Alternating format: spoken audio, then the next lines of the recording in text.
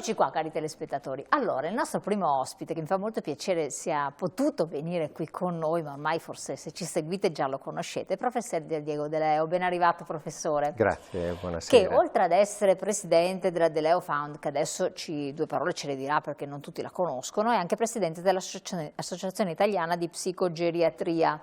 E quindi con lei potremo parlare di due questioni. Uno, l'Associazione Italiana di che cosa si occupa e quindi tutto quello che riguarda i problemi dell'età che passa. E tante, per fortuna, tante persone hanno una veneranda età e il modo migliore per affrontarla quale può essere, soprattutto quando c'è l'insorgenza di alcune problematiche che non tanto riguardano il fisico, perché il fisico ha una sua strada, ma anche la nostra mente, la nostra capacità cognitiva e quindi comportamentale.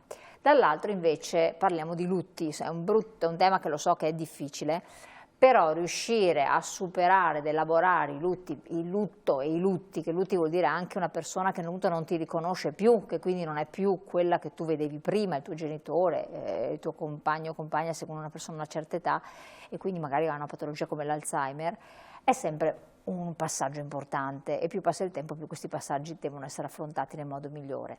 E quindi primo punto, questa fondazione De Leo Fund, lei l'ha creata con sua moglie? Sì. Forse tanti lo sanno, ma non diamo nulla per scontato, in un momento critico della vostra vita, giusto? Beh, noi siamo tragico più che critico. Stati toccati dal peggio che possa capitare a un essere umano, cioè la perdita di un figlio. Noi abbiamo perso entrambi i nostri figli in un incidente stradale drammatico in cui ha perso la vita un altro ragazzo che era con loro. Da allora ovviamente la nostra vita è diventata in qualche modo una vita minore, una vita diversa, una vita che non potrà mai più avere né le aspettative e neanche la pienezza che uno è lecito attendersi dalla vita. Comunque siamo stati aiutati moltissimo dai nostri amici. I nostri amici ci hanno aiutato a creare questa Onlus in Italia. Esiste anche una versione internazionale che anzi è quella che dà il nome alla nostra Onlus per via del mio lavoro internazionale, e quindi un gruppo di colleghi americani aveva creato questo fondo che si chiama appunto Fund in inglese per cercare di supportare ricercatori e anche paesi che avessero particolari esigenze.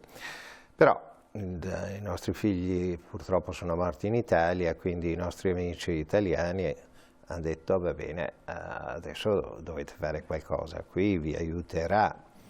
E certamente c'è un aspetto autoterapico in questo servizio che noi mettiamo a disposizione per gli altri.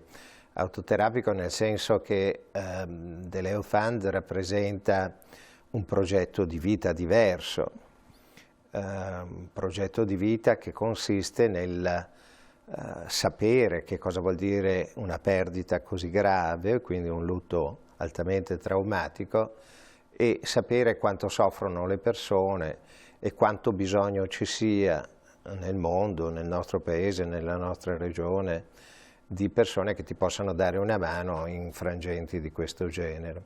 E quindi si è allestita questa Onlus che offre tutta una serie di servizi gratuiti.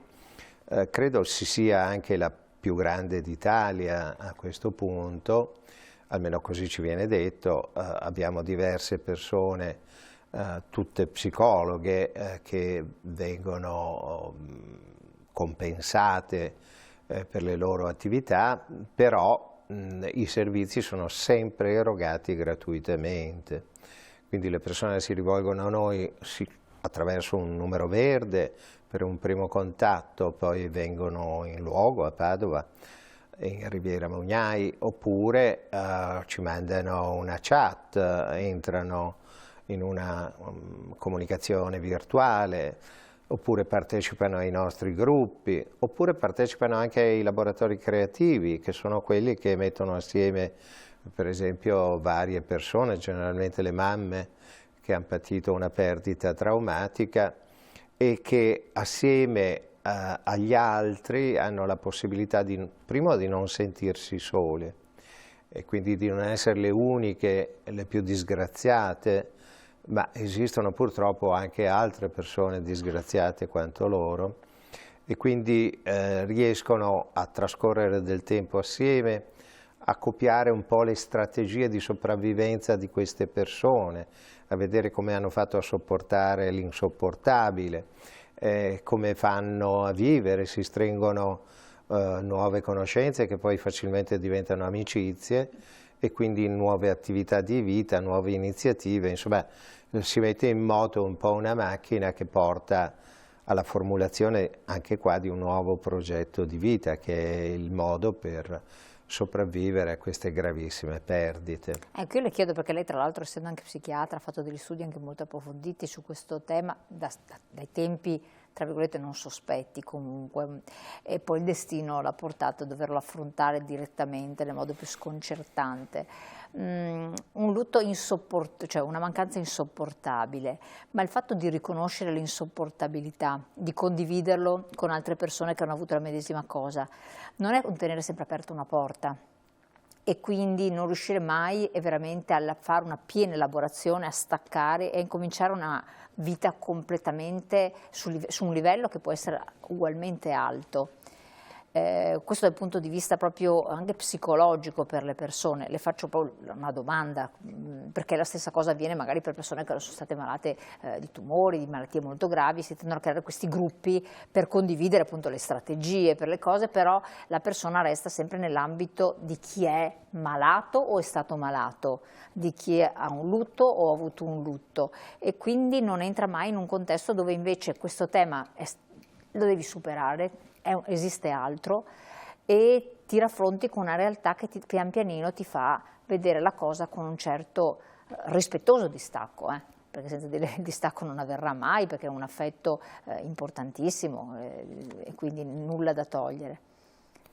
Questa è una provocazione che le pongo. No, è corretto, condivido quello che lei dice. Guardi, il lutto da incidente non ha pari, nel senso che è una morte completamente imprevista. Può essere temuta da una mamma ansiosa, da un genitore ansioso, però è una cosa che accade, ma non c'è nessuna preparazione a questo. È una tragedia. Una tragedia come quella che può essere una tragedia nel lavoro, come anche la catastrofe naturale, sono eventi a cui non si riesce a dare una spiegazione, perché esatto. Poi quella è l'altra questione. Il suicidio è anch'esso una morte unica per le sue conseguenze, diciamo, emotive e anche sociali. Ha qualche livello di prevedibilità, nel senso che spesso le persone fanno palesare le proprie intenzioni in precedenza, lanciano dei messaggi o dei segnali di pericolo e questi segnali di pericolo magari vengono captati da antenne attente. Quindi se vogliamo proprio qualche prevedibilità in certi casi, certamente non in tutti, ma ci può essere. L'incidente è completamente imprevisto o lo può essere, insomma, completamente imprevisto. Ci sono vari tipi di morte, lei prima parlava di psicogeriatria, anche una demenza, anche una malattia d'Alzheimer in qualche modo è un lutto, no? È una perdita perché si perde gradualmente l'integrità della persona che magari ti è stata accanto per tutta una vita e quindi un po' alla volta muore quella compartecipazione, quella condivisione. Certamente non muore l'affetto, certamente non muore la dignità della persona, però si disgrega un po' alla volta quel quadro che poi diventa così, come dire, punitivo in qualche modo anche per le persone che assistono quando non vengano più riconosciute dalla persona, quindi quando il figlio non si senta più chiamare nel modo appropriato o addirittura venga scambiato per un estraneo. Ecco, questi anche sono in qualche modo perdite luttuose Sì. e quindi insomma ci sono vari livelli, ecco, di perdita e di elaborazione. L'altra parte della sua domanda, che forse conteneva la provocazione, per vita vissuta dovrei dirle che sì, si deve accettare che avvenga il lutto, ma che il lutto venga dimenticato, questo è abbastanza difficile. Ecco, è difficile, qua per alcuni impossibile, ma lei come come medico, cura queste problematiche, da tantissimo tempo se ne occupa, se ne prende cura, forse il termine più esatto, dovrebbe essere superato? E questo proprio per dare un messaggio a chi ci ascolta, insomma, come affrontarlo? Allora, guardi, noi prima di tutto facciamo chiarezza. Noi in psichiatria, io sono una psichiatra, in psichiatria purtroppo non abbiamo ancora test obiettivi, non abbiamo un esame del sangue, non abbiamo una radiografia, una risonanza che ci dica obiettivamente questa persona è affetta da questo o da quell'altro. Abbiamo delle indicazioni, ma non sono le stesse indicazioni che ha, non so, un infartuato con la troponina o un diabetico con la glicemia elevata. Quindi non abbiamo queste cose. Abbiamo quindi una raccolta di sintomi che immaginiamo standardizzati nelle diverse culture, quindi un disturbo ossessivo compulsivo visto in Italia deve essere lo stesso visto negli Stati Uniti, in Francia, in Cina, eccetera, eccetera. Il lutto, anche questo, viene vissuto nelle culture in modo molto diverso, no? Ci sono culture come quella tradizionale cattolica che ti consigliava di avere una fascetta, un bottone nero per un anno, ma ci sono i nostri amici musulmani che hanno ritualità molto diverse, o anche gli ortodossi, no? Abbiamo imparato che cosa vuol dire il lutto tra i rumeni, che è molto diverso come viene vissuto da qua. Quindi la celebrazione di queste perdite, la ricorrenza di queste perdite viene vissuta in modo diverso. E fin qua va bene, diciamo, certo, questi sono gli aspetti societari, religiosi di celebrazione della memoria di un defunto. Da un punto di vista psicologico, invece, chi subisce un lutto ha una scadenza che abbiamo standardizzato attraverso colleghi di tutto il mondo, e si dice che se il lutto dura emotivamente in modo molto pesante oltre i 6 mesi, producendo tutta una serie di sintomi che pesano molto nella vita quotidiana e che alterano le abitudini di vita, allora l'International Classification of Diseases, la classificazione internazionale delle malattie, nella sua 11ª edizione porta a 6 mesi la possibilità che oltre questo termine ci sia un lutto complicato. Quindi proprio è stato sì. protocollato. Esatto, poi c'è invece il manuale diagnostico e statistico dei disturbi mentali, che è quello a cui si riferiscono in particolare gli psichiatri.